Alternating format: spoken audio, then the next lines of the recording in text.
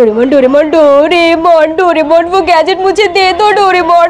রাজু স্কুলে যাইবা না? আজকে স্কুলে নতুন আফাই আইবো, আমাকে তাড়াতাড়ি যাইতে হইব, তাড়াতাড়ি চলো রাজু।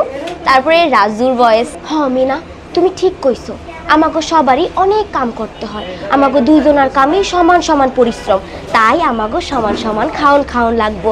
আজকা থাইকা তোমার কাম আমি করবো আর আমার কাম তুমি করবা। তারপরে মিনার দাদি, মিনা রাজু ঠিক কইছো, তোমাকে দুইজনের খাওয়ানো সমান সমান হইতে হইব, কারণ তোমরা দুইজনেই সমান সমান পরিশ্রম করো। তারপরে হচ্ছে সব থেকে স্পেশাল যেটা আমরা ফানি ক্যারেক্টার দেখি মিনা রাজুর মধ্যে, সেটা হচ্ছে দোকানদার থাকে। সো দোকানদার লাইক কিছুটা এরকম কথা বলে, 18 বছরের কম বয়সী মাইয়া আমার পোলার লগে বিয়া দেব, মাইয়া আমার ঘরে সব কাম কইরা দিব, আমার আর টাকা দিয়া মানুষ আর লাগবো না। যে মিনাদের স্কুলের ম্যাডাম কোথায় একটা যায় ট্রেনিং এর জন্য, অ্যান্ড সেইখানে হচ্ছে গিয়ে একটা নতুন টিচার আসে, ওই টিচারের একটা তোতা পাখি থাকে। দেন ওনার যে ম্যাডাম ও কিছুটা এভাবে বলে, এই বাচ্চারা আমার সাথে সাথে বলো, আমিষ আমিষ শর্করা।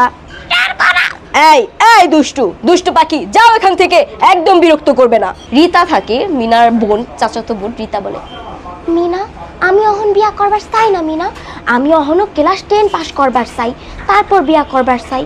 কিন্তু মিনা এই কথা আমি আব্বারে কেমনে বুঝামু? এরপর হচ্ছে গিয়ে হিন্দি যে কার্টুনগুলো, হিন্দি না এগুলো মেইন জাপানিজ, যেগুলো হচ্ছে হিন্দিতে আমাদের ডাবিং করা হয়, তার মধ্যে আপনার হচ্ছে গিয়ে ডোরেমন। এটা আমরা আমাদের বাচ্চারা সবাই দেখছে।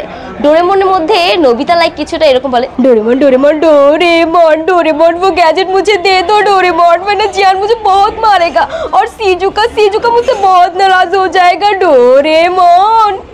नोबिता ये गलत बात है नोबिता, तुम हमेशा मुझसे गैजेट मांगते रहते हो, मेरे पास ऐसा कोई गैजेट नहीं है। এটা হচ্ছে কি ডোরেমন। অ্যান্ড আরেকটা ফানি ক্যারেক্টার ডোরেমনের মধ্যে, সেটা হচ্ছে সুনিওর আম্মু থাকে। উনি একটু পশ আন্টি, তো একটু বড় লোক, সো উনি লাইক কিছুটা এরকম ভাবে বলে যে, मेरा प्यारा बेटा सुनियो, तुम चाहो तो कुछ भी खरीद सकते हो मेरा प्यारा बेटा, तुम्हारे पापा के पास बहुत सारा पैसा है, तुम यहाँ से कुछ भी ले लो, उसके बाद तुम चाहो तो कुछ भी कर सकते हो, मम्मा के पास भी बहुत सारा पैसा है, जाओ सुनियो सब कुछ ले लो। এরপরে হচ্ছে আরেকটা বাচ্চাদের জাপানিজ কার্টুন, সেটা হচ্ছে গিয়ে শিনচ্যান। শিনচ্যানের যে মেইন ক্যারেক্টারটা, এটা মূলত হচ্ছে গিয়ে আমি এখনো প্রপারলি করতে পারি নাই, ট্রাই করতেছি।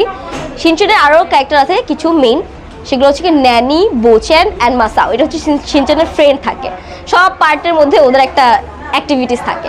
ওই কার্টুনের মধ্যে ন্যানি যে থাকে, ন্যানি লাইক কিছুটা এভাবে বলে, अरे शिनचैन चलो आज हम सब लोग मिलके एक साथ ऑफिस खेलेंगे, तुम भी खेलोगे ना मेरे साथ? मसाओ मसाओ ये तुमने क्या कर दिया मसाओ, ये तो मेरा फेवरेट पत्थर था, तुमने वो भी खो दिया।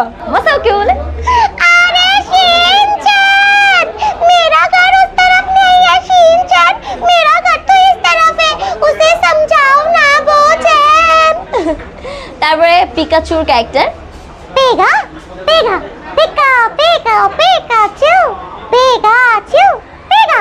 আমি বর্তমানে হচ্ছে গিয়ে পাপেট করি। আমাদের যে পাপেটটা হয়, মোস্তফা বড়রের যে পাপেটটা করতেছি, এটা আমার আগে হচ্ছে গিয়ে অন্য কেউ করতো, তারপরে হচ্ছে গিয়ে আমি বর্তমানে হচ্ছে আমিও কাজ করছি। সেই পাপেটটাতে লাইক কিছুটা এরকম ক্যারেক্টার থাকে। ছোট্ট বন্ধুরা তোমরা সবাই কেমন আছো? আমি তোমাদের প্রিয় বন্ধু পারুল। আজকে আমার সাথে কে কে আছে তোমরা জানো? আমার সাথে আছে তোমাদের সবার পছন্দের বাউল ভাই আর গিট্টু। আচ্ছা বন্ধুরা, তোমরা কি জানো গিট্টুর নাম কেন গিট্টু রাখা হয়েছে? কারণ গিট্টু না নিজের প্যান্টে খুব ভালো গিট্টি দিতে পারে, তাই ওর মা ওর নাম গিট্টু রেখেছে। চলো চলো আজকে আমরা বাউল ভাইয়ের একটা গান শুনবো। বাউল ভাই একটা গান ধরো তো। তারপরে ওটাতে আরেকটা পাখির ক্যারেক্টার আছে, ময়না পাখি। ময়না পাখিটা লাইক এরকম কথা বলে, পারুল তুমি ঠিক বলেছো, এই যে গিট্টু আর বাউল ভাই সারাদিন ঝগড়া করে। ওরা ওরা এত ঝগড়া করে কেন পারুল?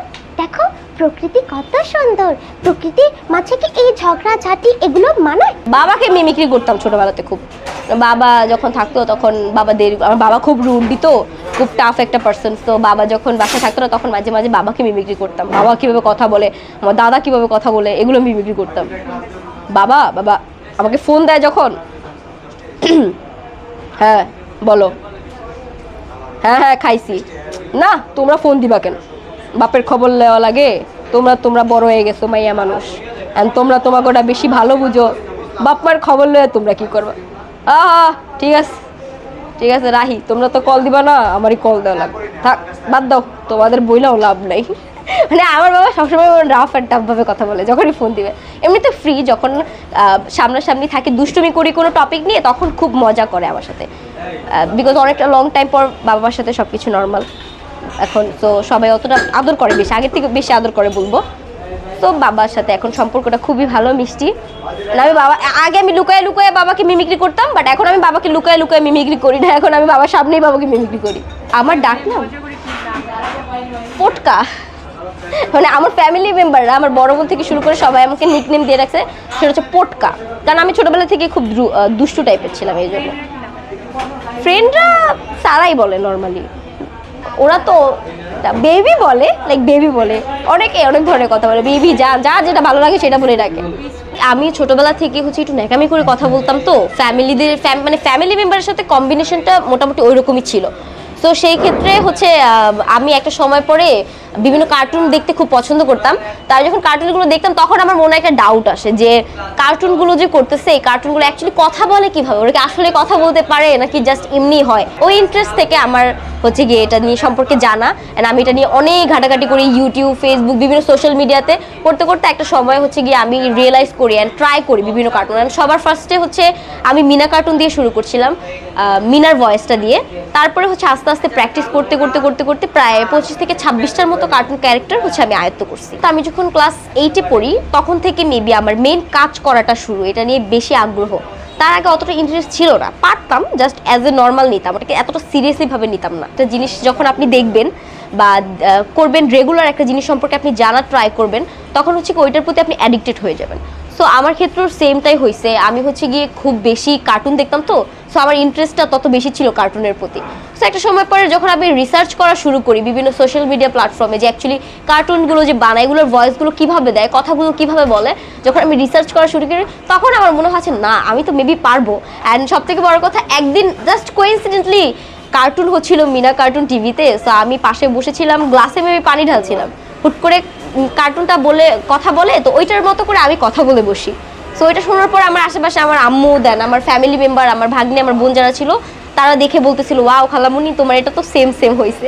তখন আমি রিয়েলাইজ করি যে না, আমাদের গলার যে টোনটা এখানটা, এটা যদি আমরা কন্ট্রোল করতে পারি তাইলে আমরা চাইলে আরও অনেক ধরনের কার্টুন ক্যারেক্টার বলো বা বিভিন্ন ধরনের মানুষের ক্যারেক্টার, এগুলো আমরা মিমিক্রি করতে পারবো বা বিভিন্নভাবে ভয়েস দিতে পারবো। যারা কিভাবে কথা বলে আর কি খেলাধুলা করে।